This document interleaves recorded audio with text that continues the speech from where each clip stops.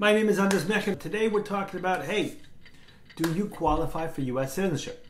First of all, are you already a U.S. citizen? Because it does happen. That's the first thing we're going to look at. We're going to look at what are the requirements to be a U.S. citizen? What's the process look like? Because it's gotten a whole lot harder. Then we're going to talk about, well, hey, do you even need an attorney for this? And sometimes you don't.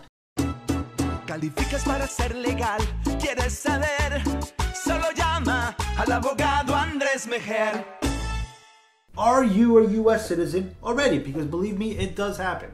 So look, you can become a U.S. citizen by birth or through naturalization. If you're looking to naturalize, it's safe to say that you haven't done that before. You wouldn't want to pay those filing fees twice. Chances are you'd remember. Now, but what happens if you acquired your citizenship by being born outside the U.S. to a U.S. citizen parent? So imagine, my wife and I, we got married in October. So November we found out we were expecting. December we were going to go on our honeymoon. My wife didn't want to leave the U.S. while she was pregnant. We never got to go on a honeymoon. I know, it sucked. We were going to go to Chile and to Argentina. You know, I was born in Santiago, Chile. My father was from Argentina. And we wanted to go and visit where I grew up and where my family was from. But that ultimately, unfortunately, did not happen. But imagine that we did. And it was a long stay. And during that time, my wife gave birth. Something happened, an incident, you know, oops, the child was born early and was born outside the United States. Now that child would be a U.S. citizen because in this case, both mom and dad were U.S. citizens. So if Noemi's born in the U.S., automatic U.S. citizenship. If she's born outside the U.S., but she's born to U.S. citizens, she acquires her citizenship. Now the third is derived citizenship. So that's, imagine I'm a green card holder, which I was, and my daughter was not born in the United States. Now in this example she was, but imagine she and I came here and we got our green cards together. Imagine my wife filed for me. And then when I became a U.S. citizen, and since she was living with me and less than 18 years old, when I became a U.S. citizen, she becomes a U.S. citizen. So that is called derived citizenship. Now back to the situation at hand. Imagine you weren't naturalized, you didn't acquire or derive your citizenship. You want to naturalize and you want to know, hey, do you qualify? We're going to talk about that. Number one, you have to be 18 years or older. Now, you could, there's an exception if you're in the military and you're under 18. Now, nowadays it's kind of difficult because you're not supposed to be serving if you're under 18. Imagine that you lied. Secondly, you have to continuously and physically living in the U.S. as a green card holder for 5 years, unless you got your green card through marriage and you're still married to your spouse, in which case it's only 3 years. So the base period is either 5 or 3. 3, so at 5 in all circumstances, unless you got your green card through marriage. If you didn't get your green card through marriage, doesn't matter how you got it, you have to have it for 5 years in order to apply for citizenship. Actually 90 days before your 5th year anniversary, but you get my idea. So what does it mean continuously? You living continuously in the U.S. Well, basically it means you were never outside the U.S. for more than 180 days. Because if you do stay more than 180 days, the U.S. will presume you abandoned your green card. And then they're going to tell you, listen, you have to wait 3 to 5 years from when you came back. Now, you can overcome that presumption even if you stayed more than 180 days, but your success is going to depend on some factors. One, how long did you stay in the United States? 181 days. Well, that's a whole lot easier than if you stayed for 3 years. What kept you outside the United States? A work contract, a sick family member, you know, let's say you were visiting Italy and all of a sudden coronavirus sticks and your loved ones get sick and you get sick and you're there for a year. You didn't intend to, but that's what happened. Civil war. So again, how long were you out?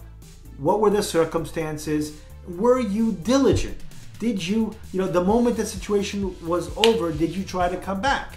What happened? Well, you didn't have money, you had to work, you had whatever the circumstances were you diligent? And lastly is officer's discretion, and they have a lot of it in circumstances like this. So what you say, how you say it, and how you present it is incredibly important. Now, if you know you're going to leave outside the United States and you know you're going to be living for more than 180 days, You can ask for a travel permit. There are things you could do before you leave to make sure you won't have that problem. So again, you got to show that it was your intention to come back. So you kept the residency in the United States, you kept the bank account, you had work, you bought a house, you had credit cards, you paid taxes. All those things you did, showing that it was your intention to come back into the U.S. So that's continuous. Second is physical presence. So what does that mean? That means, like, listen, if you have to be here for 5 years, there's 365 days a year, so 365 times 5 is 1,800 and change. You need to show that you were in total in the U.S. more than half of that time. So if it's 5 years, you need to show that you were in the United States for 913 days. If it's for 3 years, because you got your green card based on marriage and you're still married to your spouse, you need to show you were here for more than 548 days. So immigration is going to count every entry and every exit. They're going to look at how many days were you outside the United States, subtract it from the time you needed to be here, and was it more or less than 913 or 548? So in this example, so we're saying you can't have left more than 180 for more than 180 days at a time. But let's say you were out of the U.S. for 5 months, came back for 1, out for 5, in for 1, and you did that for 3 or 5 years. You do not have more than half the time. So you're going to have to come back to the United States and wait until you have those correct number of days. So that's the physical presence part. Now, third, you have to have been a resident in the state or the district where you're applying for 3 months or more. So let's say you're in New Jersey and you just moved to New York and now you want to file for citizenship. You're going to have to wait for 3 months before you can file in New York because you just got there.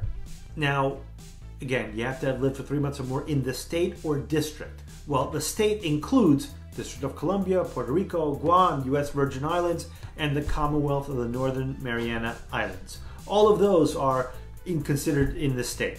Now, district refers to geographic area. There are 50 states in the U.S., but there's only 26 districts. So not every state has its own field office. And in the application, it asks you, what is your current physical address? This must be where you have lived for the last 3 months before you applied. Now, there are some exceptions. For example, imagine you're a student. You live in New Jersey, you study in New York. So 9 months out of the year, you're in New York. 3 months out of the year, you're in New Jersey with your parents. You can use either address in that example. Here's the clincher. You must be a person of good moral character. Now, this is broadly defined as character that measures up to the standards of an average citizen. The officer would look at your conduct during the base period, 3 to 5 years, and he may look at your conduct before that. For example, conduct that disqualifies you even of keeping your green card, like murder. You just served 20 years in jail and you got out for murder as a green card holder. It's a miracle that you're not in immigration detention. You file for citizenship, immigration is going to say, thank you for applying. Let me deport you really quickly. So there are things that automatically disqualify you. That's not what we're talking about now. Right now, we're not talking about conduct that automatically disqualifies you. We're talking about conduct that says, hey, you're not a good guy. Maybe we don't want to give you the citizenship. So let's first talk about criminal conduct, because that is the biggest problem lately. Again, there's the obvious ones: murder, illegal gambling, drug charges. Those are obvious ones. But here are some others that aren't. 2 or more DUIs.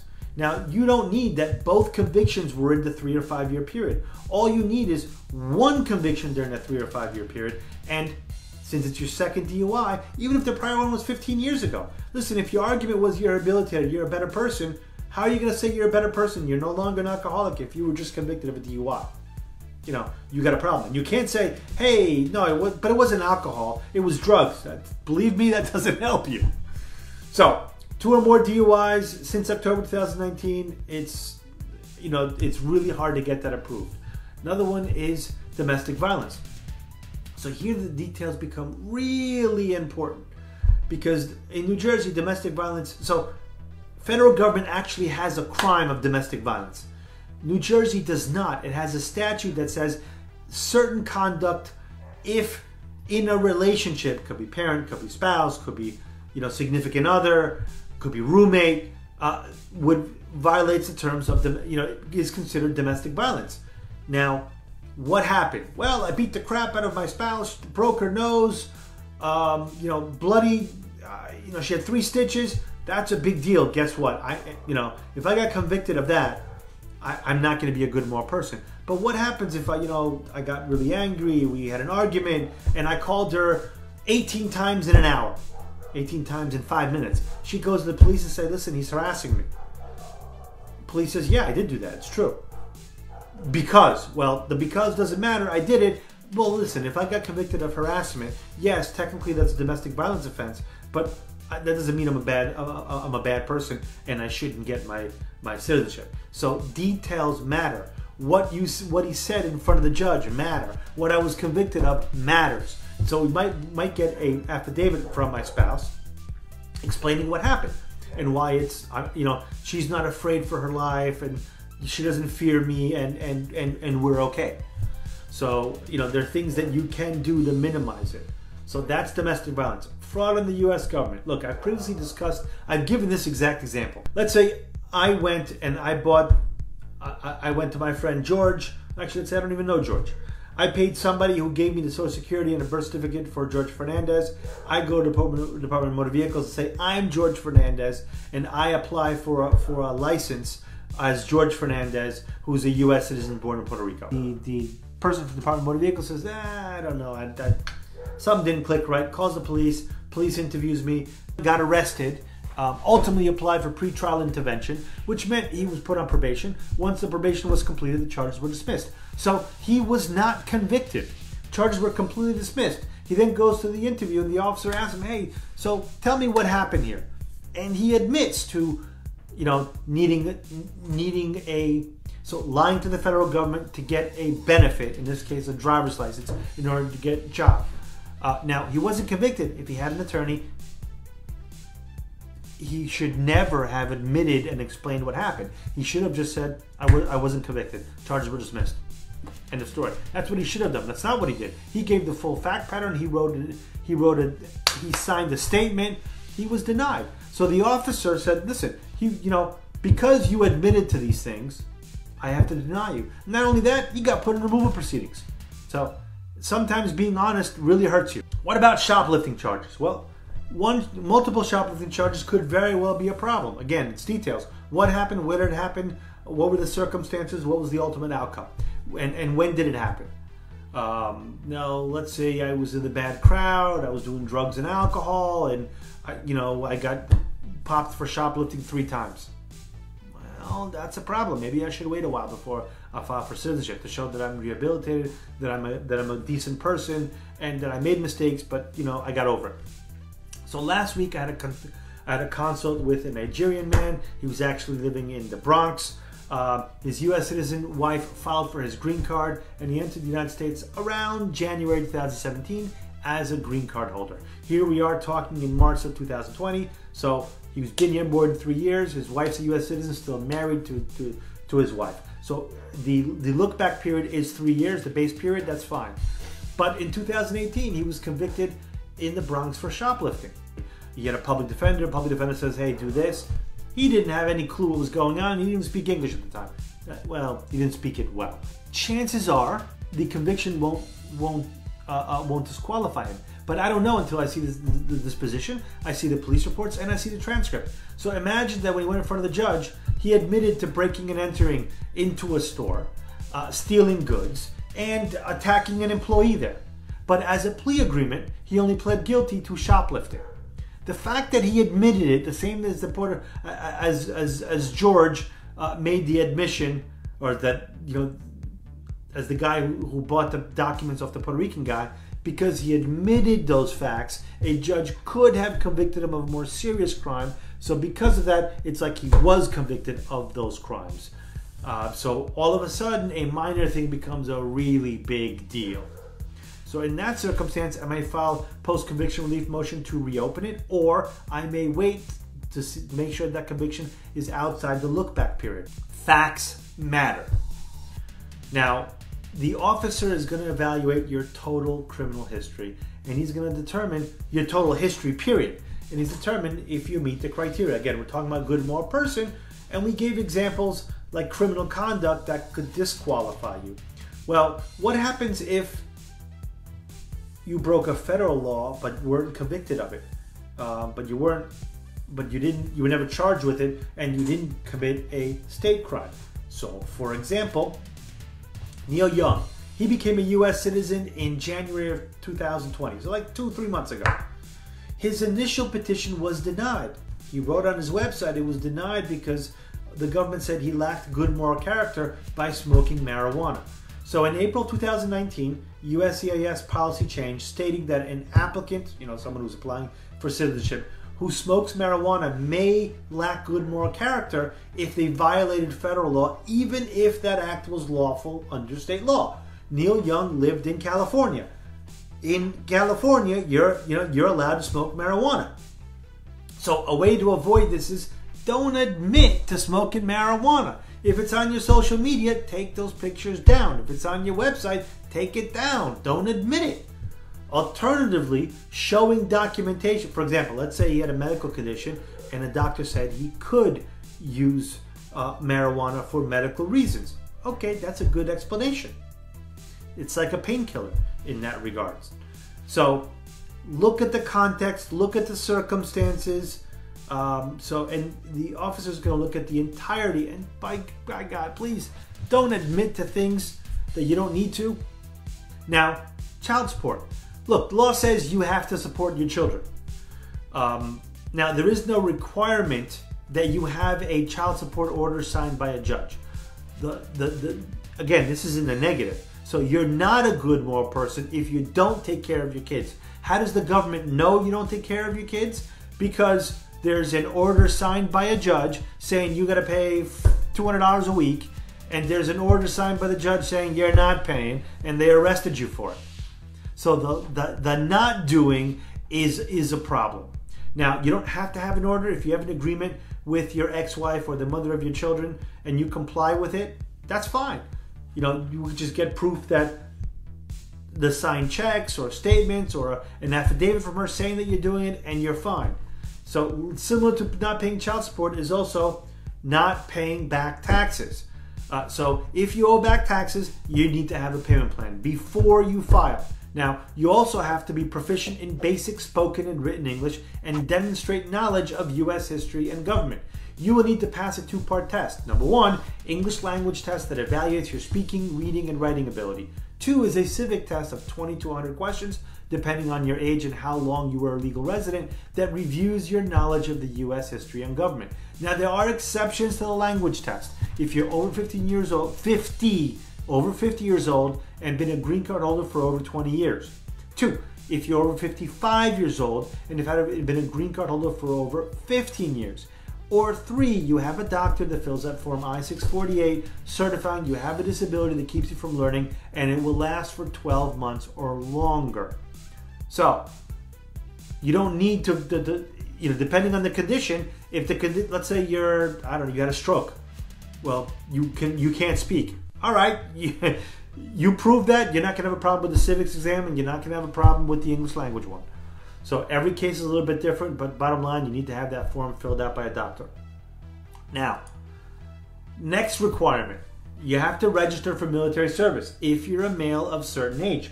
And you have to be willing to perform civil service when required, irrespective of your age. What we're talking about is register for selective service. That's the draft. This is, in case of a draft. Hasn't happened in a long time, doesn't mean it won't happen in the future.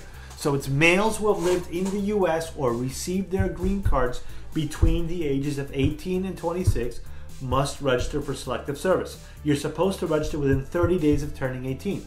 Now, the following males are not required to register. Again, we're not talking about women at the moment. Maybe that'll change in the future. For now, it's just the guys. So if you're a male, in the following circumstances, you don't have to register for selective service. Hey, you're over 26 years old. Now, if you were here, you should have, and you're going to have to explain why you didn't. But today, you're over 26 years old. Secondly, you did not live in the U.S. between the ages of 18 and 26. Obviously, you can't register if you were not here. And third, you lived in the U.S. between the ages of 18 and 26, but you weren't a green card holder. So imagine DACA. You're in the U.S., you have DACA, but you're not obligated to register because you're not a green card holder or a U.S. citizen. Now, you can register at your local post office. You can return the selected service registration they're supposed to mail you via the mail, or you can even apply online. They make it easier to you. Last requirement, you have to swear allegiance to the United States. Now, this requires an attachment to the U.S. Constitution. That means you believe, support, and are willing to defend the principles of the U.S. Constitution by accepting the democratic process and promising to obey the law. Now, you show this by reciting the oath of allegiance at your swearing-in ceremony. You're saying you're going to take the oath voluntarily. You're giving full allegiance to the U.S. by renouncing your allegiances to prior countries. So, I was born in Santiago, Chile. I am an Israeli citizen. I am a Chilean citizen. When I became a U.S. citizen, I renounced that and kept only U.S. citizenship. In theory, that's what we're talking about. So you accept the responsibility of a U.S. citizen, including military or civil service if necessary. Now, we just went through all the requirements. Some of them we went kind of quickly, so let me repeat them for you. First, we talked about, hey, are you a U.S. citizen? Then we talked about what are the requirements to be a U.S. citizen today. Over 18, continuous and physically living in the United States, residency for more than 3 months in the district, be a person of good moral character, and we talked about examples of when you're not a good moral character, registered for military service if you're a male, and swear the allegiance to the U.S. Those are the requirements to naturalize. Now, that's a complicated process. You saw that there's a lot of pitfalls, a lot of ways that things could go wrong. Do you need an attorney? No. You do not need an attorney to fill it out. If you're going to take the time and energy to learn how to correctly answer all the questions in a petition, how to present your case, and how to avoid the pitfalls, well, you can do it on your own. Immigration is used to dealing with, with doctors and people that are illiterate and everything in between. So the law does not require you to have a U.S. citizen, but is it in your best interest? Yeah, for obvious reasons. I just gave a couple of different horror stories of people that have made admissions that they shouldn't have. Now, it's my opinion. Yes, I am an immigration attorney, but it's my opinion that you should absolutely have an immigration attorney in this climate, because the mentality has changed. The immigration is not looking to help you today. It's looking for how to deny you. And if it denies you, it may put you in removal proceedings. It can cause a lot of conflict, and it could be that you're taking a simple situation into making a very expensive one. So here's what a good attorney will do for you. He or she will review to make sure you aren't already a U.S. citizen. I had a consult just 2 months ago. Dad came in to file for citizenship for his son, and his son was already a U.S. citizen. I just saved him $3,000 to $4,000. He didn't know. So it's important to know. 2, review to ensure that nothing in your past disqualifies you. If there is something in your past that disqualifies you, the attorney has to put a plan in place to correct it, or to recommend for you to wait until that isn't the problem, outside the base period, 3 or 5 years. 3, prepare the petition and supporting documents to maximize your chances of success. Look, at the end of the day, us as attorneys, I'm a storyteller. I tell your story. Now, I also believe in the open book philosophy, meaning if I know you have a problem, I'm not going to hide it. I'm not going to try to bury it. The opposite. I'm going to tell immigration, hey, we understand that Andres has this issue, and here's what we did to correct it, and this is why it's not a problem. This is why he is a good moral person. We're not going to wait for immigration to point it out, hoping that they don't, because to now more than ever, they will find it, and they will appreciate when you're honest about it. So, review the package. Prepare the petition supporting documents to maximize your chance of success. Review the package with you to make sure it is perfect before it is being filed. Go with you to the interview to avoid any problematic questions or damaging admissions. Obviously, answer any questions you have along the way. Give you peace of mind.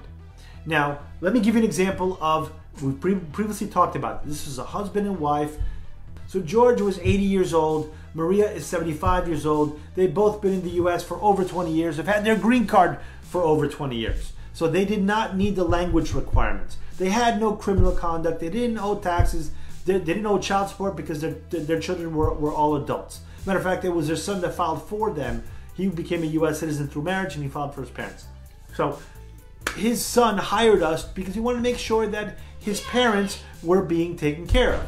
So we go to the interview, and it was really important to tell me at the interview that they get approved, because in a couple of days they were leaving, going back to Colombia, and they were going to be there for a long time, potentially more than 6 months.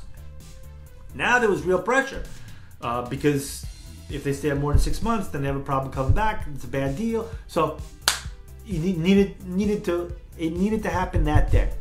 George went first, and him I was really concerned about, because he was deaf in one ear and had a hearing aid in the other ear. You know, so, and in Mount Laurel, you can't bring in a translator, so they do it via phone through language line. Now, in his case went smoothly. There was no problem. He was able to understand the translator. Translator understood him, and he was approved and sworn in the same day. I breathed a sigh of relief and said, "Hallelujah! If George got in, we're going to be fine." Maria went second. Now we come into the room. Officer is right in front of me. Maria is to my left, and the phone is behind the officer. I'm like, what's going on here?